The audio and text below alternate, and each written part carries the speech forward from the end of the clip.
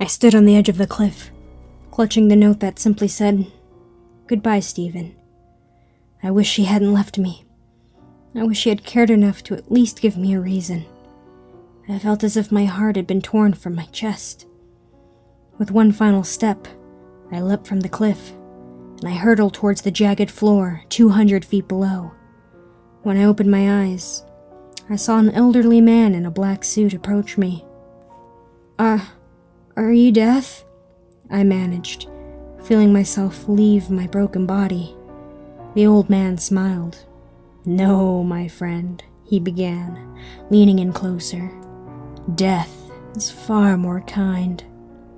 Suddenly I was blinded by a flash of light. When I regained my vision, I felt as if I were on fire. Tubes and machines ran into my body, piercing through the thick white cast that covered everything. The doctor was droning on something about paralysis and nurses.